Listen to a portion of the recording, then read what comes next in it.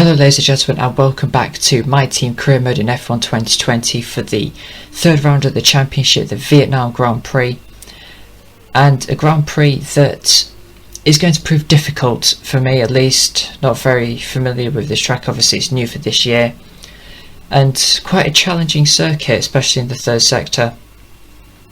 But this episode is going to be different from the others you can see there. We're just looking at the performance index. A few teams making some major increases. Alfa Romeo went ahead of us at the end of last episode. Alfa Tauri have also made a massive leap forward towards the midfield.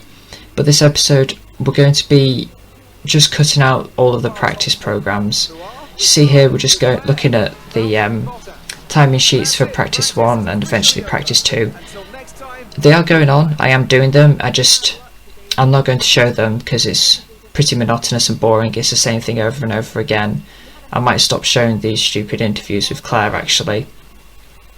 I think both practice sessions I actually had crashes that ended my session early, or at least broke my front wing. But yeah, bit of a messy practice session for myself.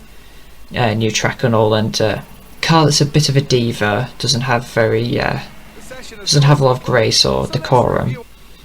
Actually getting P8 there in practice too with our qualifying pace program, which was nice to see.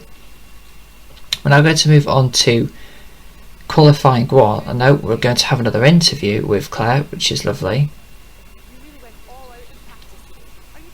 I didn't really go all out, but I decided to say that we're stress testing components to increase the durability morale. Not that I'm actually focused on durability much this season. I might do towards the latter stages, but so far at the start of the season, at least the first half, we'll be focusing on power and chassis and aerodynamics. So basically just tell the car how quick the car can go. So blunt, short way of saying it. We now cut to the end of our banker lap in qualifying 1. We only did 2 runs in Q1, save a set of tyres for the race in case there was a late safety car. We come across the line doing a 37.0, which was only good enough for P18. We now come to start our final lap in qualifying 1. Going down the main straight, we're actually gaining a little bit of time on our previous lap. Braking quite late, but we lock up the inside front. That makes us run wide through turn 1, so all that time that we gained in the braking zone we've lost on the exit. But we managed to gain that back rounds turn 2 and 3, this first little roundabout. Gaining nearly 2/10 out of that corner, but didn't get the best exit, so we start losing time going down towards the second roundabout, which leads onto the massively long back straight of this Vietnam track. Absolutely riding the curbs though as aggressively as possible. A little bit of twitch of oversteer around the roundabout. It's a very difficult corner because you just want to be getting on the throttle as early as possible, but because the corner's so long and drawn out, it makes you get impatient. That's when mistakes can be made. Luckily for us, we do get a clean exit, but it wasn't as good as the last lap, so we are losing time going down towards the hairpin, which will be the main overtaking place during the race. Nice exit out of the corner. We gain the time that we lost during the braking zone. Now going towards sector 3, which is the tight and twisty part of the track. Hopefully this is where all of my time will be made up because of track evolution. We're up by a 10th, we're slowly going down, but through this corner here and the next corner we make up so much time, nearly up to 3/10, but through this corner we run a little bit wide over the curbs and we lose all of that time. Going through the penultimate corner now, hopefully we can gain back some time and maybe, just maybe, beat our teammate, but it doesn't look like it. We come across the line, we're only going to improve by 2.3/10.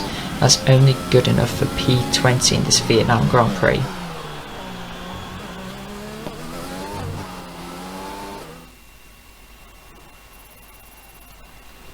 So, bit of a disappointing qualifying there to only get P20, but hopefully, just like Bahrain, we can have a superior strategy to the AI and our race pace can pull us forward in the Grand Prix. So let's move on to that now.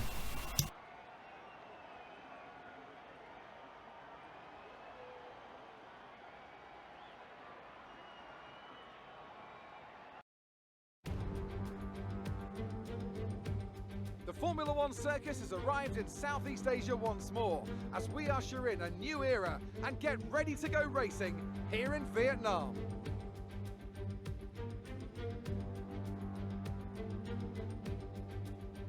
A lap of Hanoi circuit then, 3.4 miles around the Vietnamese capital. A number of the 23 corners take their inspiration from other great circuits, hopefully creating plenty of passing opportunities. Now, Anthony Davidson, I wonder, might we be in for some early pit stops today from the midfield teams? Disrupting things for the leaders up front. If you're in the middle of the pack, you know, you got your own race to run. I don't think they're going to be thinking about causing trouble up front. However, closer to the head of the pack, don't be surprised to see some split strategies. If you're running second and third, for example, bringing one car in for an undercut while leaving the other one out there longer can put a lot of pressure on the leader and maybe force them into an error. It's time to see how our drivers are stacking up after yesterday's exciting qualifying session. Sebastian Vettel will start on pole. Fantastic qualifying from the multiple world champion. And it's Valtteri Bottas that completes the front row. Considering the rest of the grid, we have Verstappen, Leclerc, Alexander Albon, and Ricciardo, Sainz, Ocon, Perez, and Lance Stroll, Hamilton, Norris, Daniel Kvyat, and Gasly, Raikkonen, Giovinazzi, Kevin Magnussen, and Jack Aitken, Grosjean, Red, Russell, and Nicholas Latifi. Now, it's almost time for lights out, so let's go down to the track.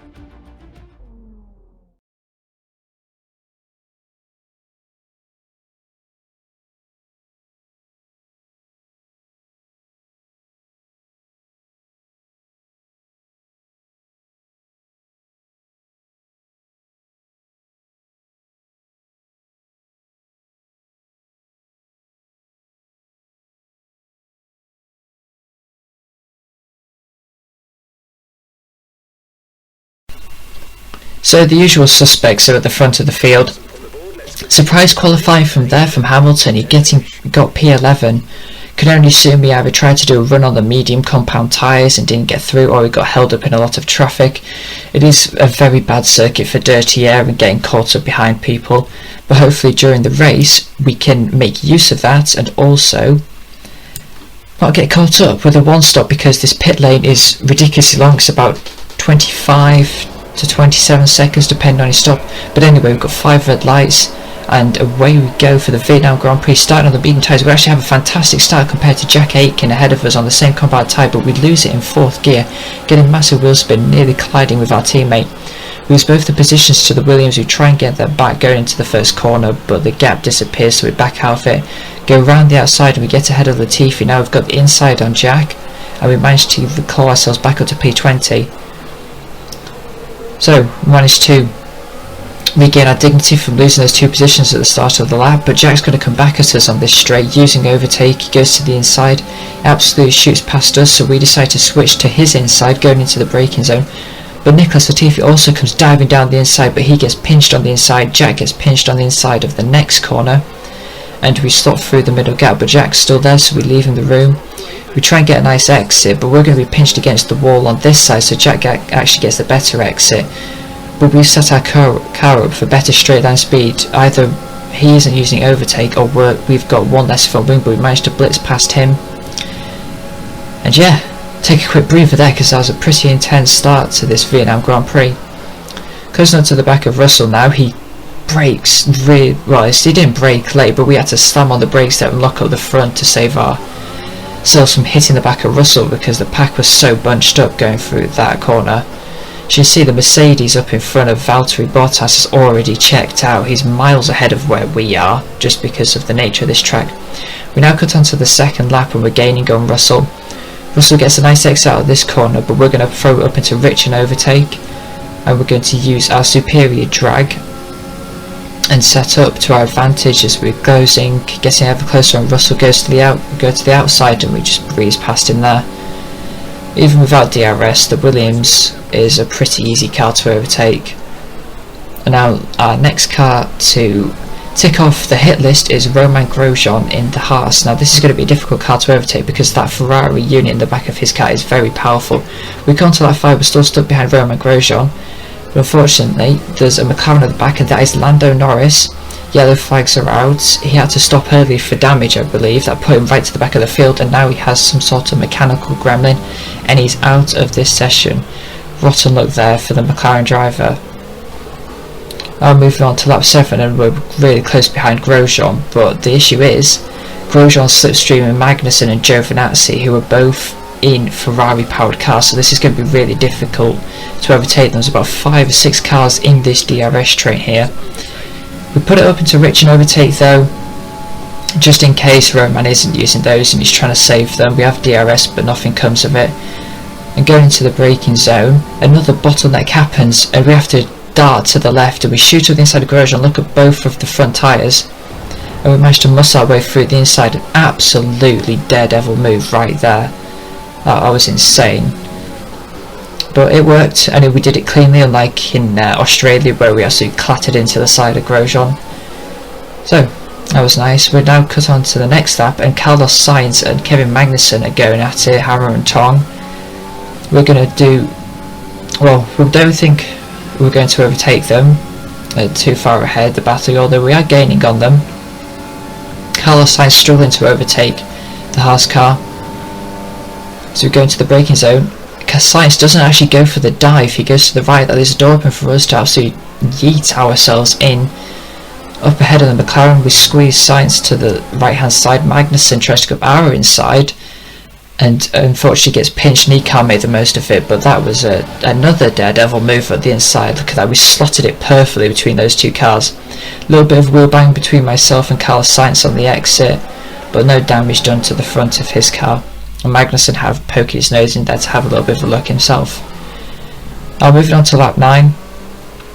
A bunch of people are in the pit lane. These people at the front doing the 2-stop. These guys are going to lose so much track position here and time stuck behind the slower cars, such as myself, Aitken, the Alfa Romeos, the Haases. This is the issue with a really long pit lane. You just lose so much time. As you see Hamilton there, he was running about 5th or 6th position by the time he made his pit stop, but now he's back behind us in about, I think, P14, P13 by the time he actually left the pit lane. We're now closing up onto the back of Giovinazzi. We're actually going to come into the pits at the end of the start, but Giovinazzi had atrocious tyre wear. He's taken these soft tyres 13 laps, and so too I think I think Danny Kvyat has already made a pit stop in this race, but Giovinazzi, he's just falling off the cliff so much. So we're going to see if we can find a little avenue through this third sector. It's not really an overtaking opportunity, but you'll see how absolutely dead slow he is going through this third sector. As you see here, we make up so much time. We're tucked under the rear wing here, but we're both going to be pulling into the pits at the end of this lap, so it's going to be a race between the Chungus Khan pit stop crew and the Alfa Romeo pit stop crew. So who will come out on top? Follow him into the lane now. As you can see, we haven't even made it to the start of the garages yet, and we've already lost 10 seconds, and it'll be 20 seconds by the time we get to our pit box. Or at least 20 seconds for the Alfa Romeo to get to pit. It's just, you lose so much time. It's like the pit lane at Silverstone. You don't want to be making more stops than absolutely necessary. Unfortunately, we get held there in the pit lane. I have a 3-second stop. Not the best stop from the boys. If they'd been a bit faster, we'd have had a 2.2 or 2.3 second stop. We'd have got out ahead of Giovinazzi. On to lap 16, 3 laps later, Hamilton's got fresh soft tyres on. He stopped on lap 10. And there's really no way we're going to be able to defend this from Hamilton. I mean, we're able to squeeze him out there into turn 2, but he's just going to get an absolute monster run out of turn 3, turn 4. I don't know what the corners are. There's far too many corners on this track. But yeah, you can see how I put it down to lean. I don't want to fight this position, and I just let him go. Much easier that way. Get the DRS off him. Maybe we can try for a lunge down the back straight into that hairpin. But I think the Mercedes is just going to rocket off after this corner. He's already got half a tenth on me through that corner, and he'll be at least 8 tenths by the time we get to the DRS activation line. But you've got to watch out for Aitken behind, because Aitken is actually running a medium soft strategy, I believe. So he's got really fresh soft tyres on, and he might be trying for a lunge. When we make a mistake here, not put up into overtake, it allows Aitken to pull alongside us. He tries to go down the inside, but we hang it round the outside, and Aitken actually backs out of the move there. Don't know why he backed out. Maybe he got a little bit scared, but we cut on, and this is the next lap, and this is Valtteri Bottas actually riding the curb on the first roundabout or the second roundabout, and he he hits the wall a little bit. I don't think he got major front wing damage. It might be like a lime green colour. But aside from that, nothing too major, although that could affect his chance of winning this Grand Prix, because he did actually get caught, and I think he's been passed now by one of the Ferraris and one of the Red Bulls. But here we see Hamilton, he's come back for more. He's on another set of soft tyres. Must have started on the mediums then, and he blitzes past up and he's off into the distance. Now we come to the last lap. We've got Giovinazzi 1.1 seconds ahead of us. His medium tyres have absolutely faded, and our hard tyres have stayed in relatively good condition, and we actually have the pace advantage over him now. But we have to watch out for Carlos Sainz, because he's behind us. He's only half a second behind us at the moment. So can we see if we can hold on to P14, or maybe try and get P13 from Giovinazzi. We unfortunately don't get DRS down this first zone, so that gives Giovinazzi a bit of respite. And I have to defend from Sainz now. Sainz goes to the inside. He tries to muscle his way through, but I closed the door quite aggressively there. I don't know if we made contact or not. I think I might have done, cutting across him. But it doesn't look to affect his pace, as he's still tucked up right underneath our rear wing. Now we use all of our battery, all of our fuel left to try and close as much distance on Giovinazzi as possible. We are going to get DRS, so we open that. That should keep us safe from Sainz. Sainz is falling back, so we must have to save fuel or run out of battery. Managed to get within half a second of Giovinazzi, but we're unfortunately unable to get him down into the hairpin. Giovinazzi actually has a moment to the exit of that corner, but we have an even bigger moment, so we could have potentially got him into this corner if we hadn't made that mistake coming out of that corner. But we might be able to get him going through, maybe into the penultimate corner, or muscle our way through on the inside of the final corner. See how slow he is. We are gaining on him. This is like a repeat of lap 13 when we came into the pits. Can we get him going? Can we get for a move? Unfortunately, we can't get for a move. He closes the door on us. We try and get a nice exit. Throw it up into overtaking Rich, but our tyres are dead, and we actually clatter the wall and exit, trying to push as hard as possible. We lose a bit of our front wing, but it's fine. Let's race over in P14. Pretty disappointing given the points finish we had at the end of the last race. Lewis Hamilton gets driver of the day. But for us, I mean, we improved our position quite considerably, P20 to P14. I'm happy with that. At circuit we didn't seem to be particularly good at, but yeah, could have been so much more if we hadn't made those few mistakes in qualifying and in the race. Tell me, Ant, how did they manage to achieve this win? Well, this was a real team victory. They put together a solid strategy today that appeared well suited to the conditions out on track.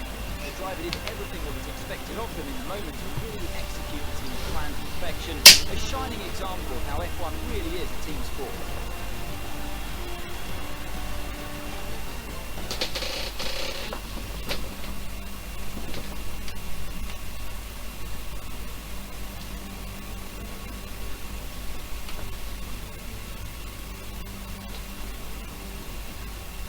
Looking at the podium, you can see that red suit familiar to fans across the globe.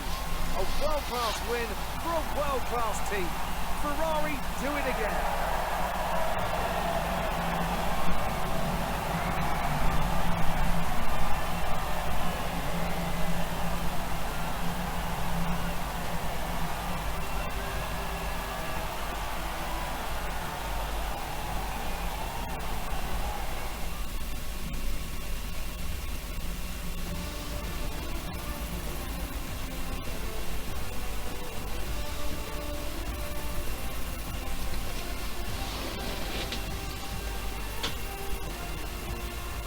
Let's have a quick look at how the driver standings have changed. Sebastian Vettel now leads the Drivers' Championship. Let's focus on the driver of the day, Anthony Davidson. Who do you pick? Let's move on to the constructors. Ferrari take the lead at the top of the table. Meanwhile, Renault move up the table with another strong performance this weekend. And with that, we wrap up another weekend of motorsport. But with more races lined up, be sure to join us when we come back with more Formula One. So Vettel manages to pick up the win there, getting 25 points. Lewis Hamilton actually gets fastest lap of the race. How on earth he got driver of the day, only moving forward one position? I do not know. He actually made 3 stops that race, so he must have gone medium and then 3 softs or something stupid like that, I don't know. But I mean, we moved up 6 positions and we don't get driver of the day, but you know, it's fine. Jack Aitken comes across in 17th place. Nice job by him to gain another position. We dropped down to 14th in the championship. Unfortunately, a couple of drivers pushing up, but we still managed to hold on to 9th rather, in the Constructors' Championship. I made a mistake last episode saying 8th. I meant 9th. As you can see, looking at the stops, yeah, Hamilton went medium, soft, soft, soft. So an interesting strategy by Mercedes there. A lot of the top teams actually deciding to run a softer, hard strategy, which I didn't think was possible, so they must have had to drag out those soft tyres quite considerably. But overall, a pretty decent Vietnam Grand Prix. We're pushing forward in the race, we've got good race pace. The fastest lap was a 140.3 miles off the pace of the top teams, but we're getting close to challenging the midfield pace-wise, which is nice. And you know what time it is? It's time for an interview with Claire. Yay. Wonder if she's going to berate us this time like she did last episode in Bahrain. Yeah, again, apparently I made it look easy, which is odd, but sure. Cutting my way through the field, I won't say cutting my way through the field, but definitely the engine helped out there. Yeah, to be honest, I'm just happy that I'm performing well.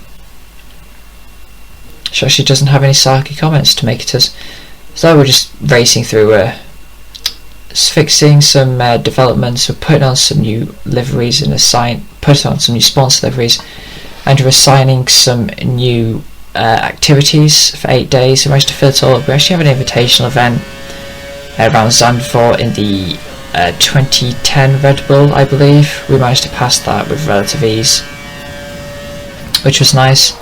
Zandvoort, it's not next episode, next one is China. This is after China. Yeah, no, that was a pretty easy program to pass. And with this year, the invitational events actually mean something. They're a bit of a gimmick last 2 games, but this time you actually get money and acclaim from it, which is awfully nice. As you can see here, we completely crushed it. We drove nearly 10.5 kilometers. We had to drive like 7. So Red Bull seats, here we come. Now we're going to aim to be ahead of Red Bull by hopefully the end of the season, depending on how fast they increase. But we get 1,000 acclaim and $150,000 for that. Puts us back over $1 million, and let's see. Unfortunately, the ignition system fails for the engine, but our chassis and aero is put back, is redeveloped, and we're able to. Well, they weren't going to fail because they failed last episode, but unfortunately the engine failed, which could affect us come the Chinese Grand Prix. And Jeff said something there. I think it was about a rival, which we'll be getting next episode, so I'm not going to tell you who it's going to be.